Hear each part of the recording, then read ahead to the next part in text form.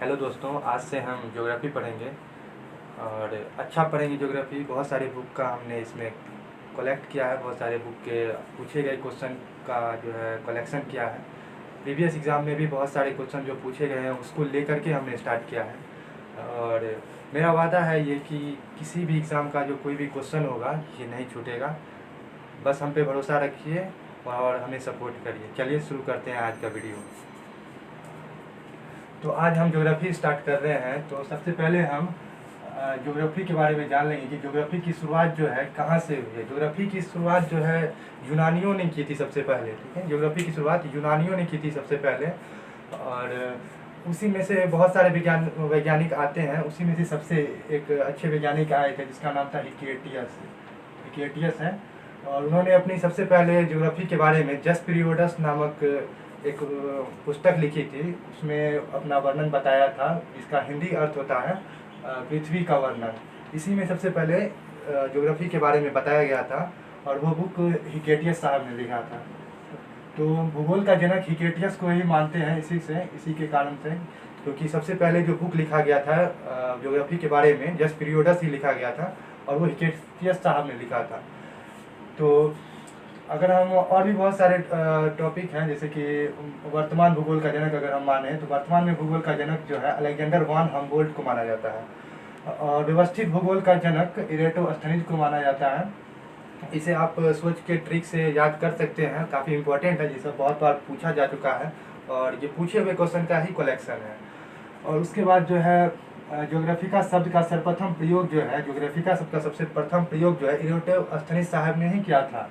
Eratosthenes साहब ने ही कहा था, जो कि व्यवस्थित भूगोल के जनक भी हैं। उसके बाद भौतिक भूगोल का जनक जो है पोलोडोनियम साहब हैं। भौतिक भूगोल के जनक पोलोडोनियम साहब हैं।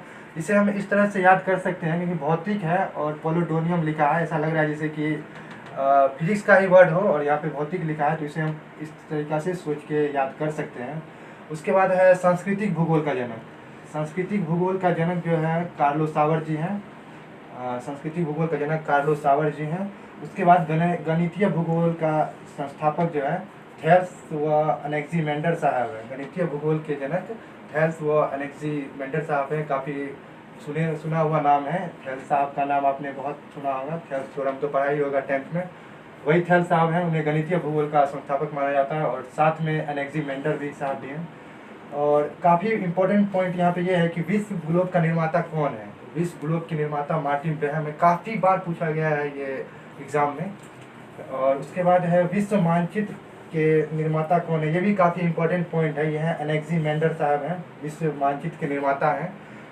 उसके बाद जो है भौगोलिक विश्वकोश के रचनाकार कौन है, तो स्ट्रेबो है। भौगोलिक विश्वकोश के रचनाकार स्ट्रेबो साहब हैं।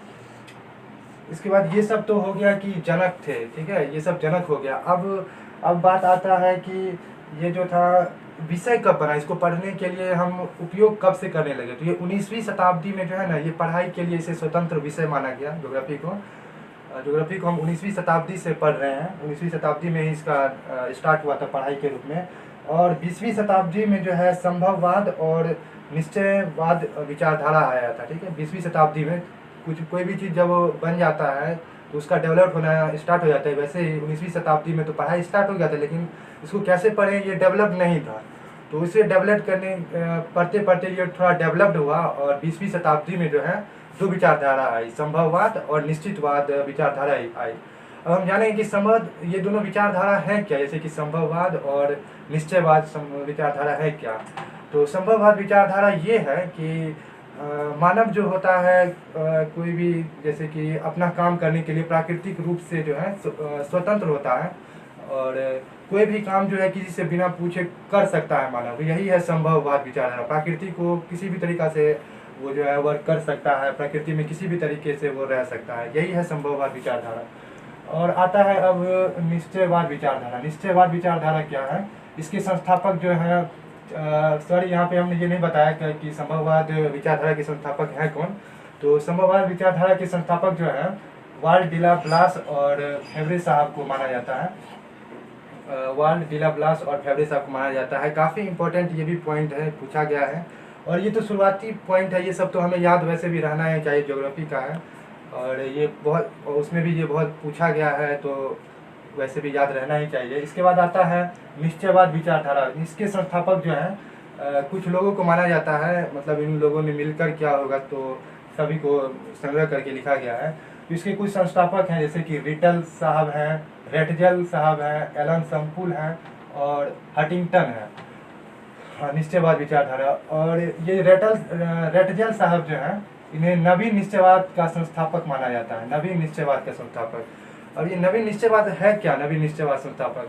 तो हमने भी पहले ही बता दिया कि ज्योग्राफी जो है धीरे धीरे डेवलप करते गया, उसका बहुत कुछ आते गया, तो उसी में नवीन निश्चयवाद ये हुआ कि मानव जो है और अच्छे तरीक़ा से जब प्रकृति में ढलन करने लगा, तो उन्हें ये पता चला कि मानव जो है सब कार्य जो है प्रकृति में अपने मन से नहीं कर सकता है।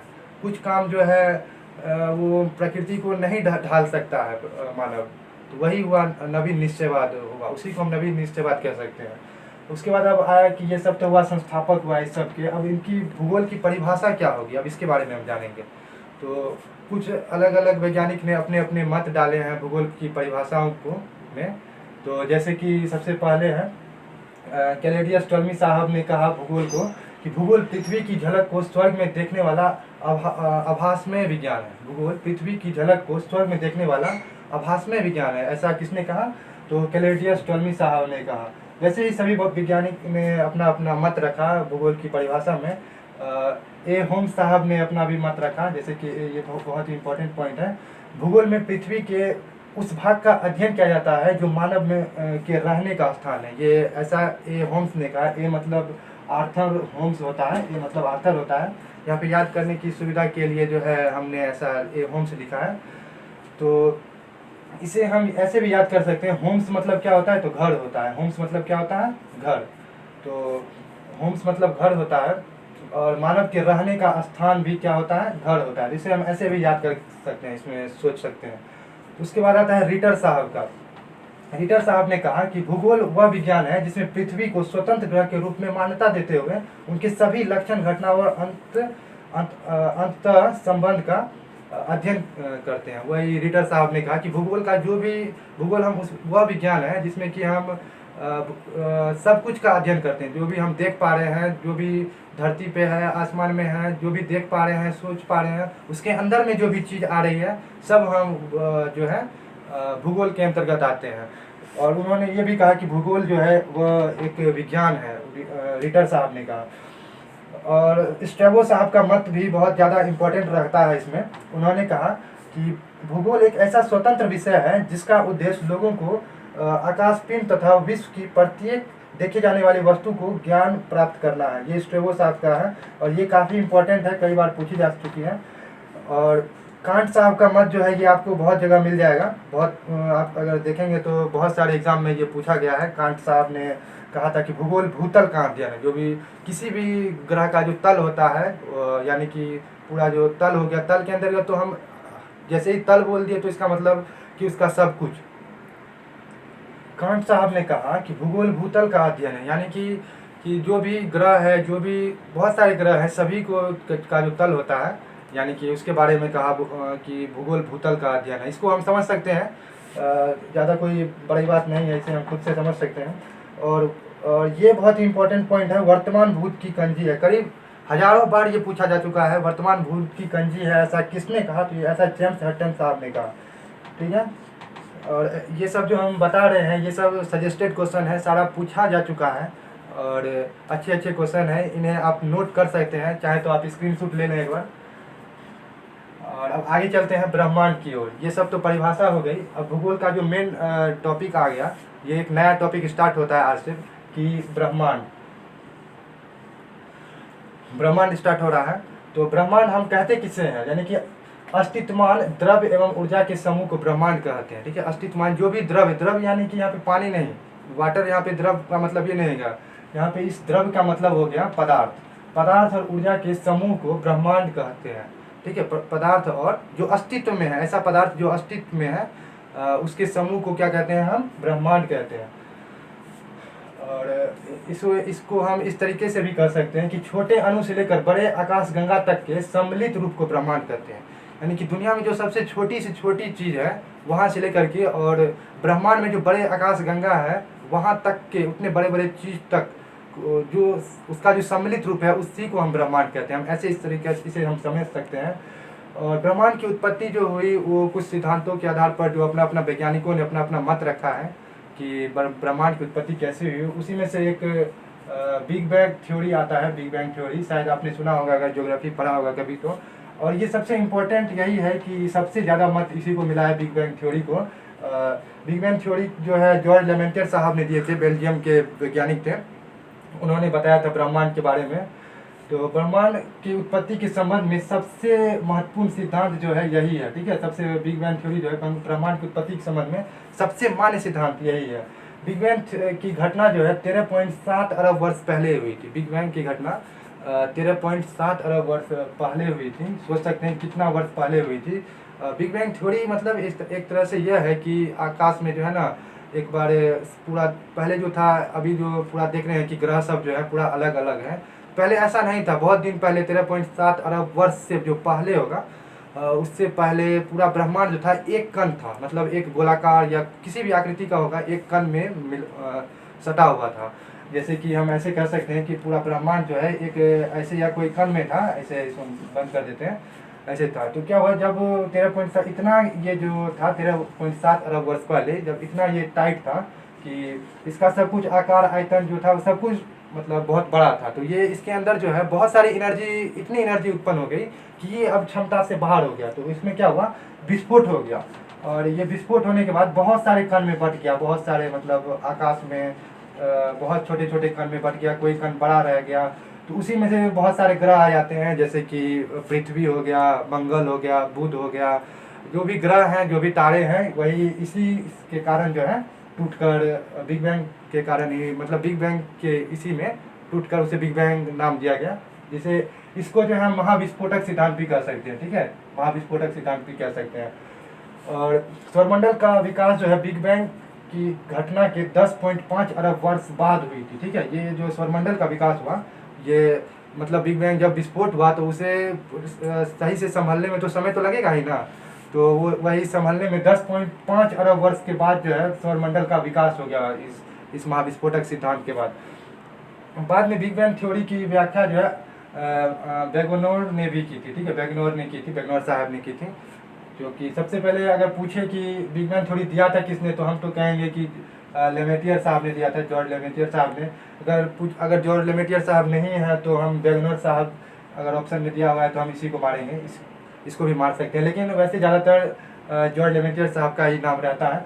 उसके बाद ये जो घटना हुई थी, आज से अगर बात करें तो 4.5 अरब वर्ष पहले हुई थी, ठीक है।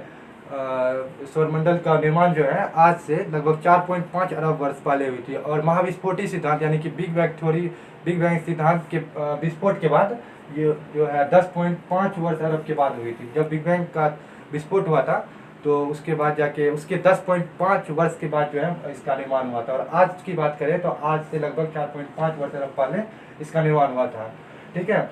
और भी बहुत सारे वैज्ञानिक ने अपना अपना थ्योरी दिया, जैसे कि स्टेडी स्टेट थ्योरी, ये गोल्ड एवं एच बॉडी साहब ने दिया। स्टेडी स्टेट थ्योरी जो है गोल्ड एवं एच बॉडी साहब ने दिया। इसे अच्छा से मतलब ये बहुत इंपॉर्टेंट है, इसे हम याद कर सकते हैं। उसके बाद दोलन सिद्धांत जो है एलन संडेजा ने दिया था। दोलन सिद्धांत ये भी बहुत ही इम्पोर्टेंट है। अपना अपना मत रखा है कि ब्रह्मांड का निर्माण कैसे हुआ। तो इस सब के बारे में जो है सिर्फ ये याद करते हैं कि किसने दिया। उसके बाद स्फीति सिद्धांत जो है अलेन गुप्त साहब ने दिया था। तो यही सब है कि ब्रह्मांड का जो है अपना अपना मतलब दिया गया कि किस प्रकार इसका निर्माण हुआ, तो अपना अपना मत रखा। लेकिन इस सभी मत में जो है ना बिग बैंग थ्योरी सबसे ज़्यादा इम्पोर्टेंट है।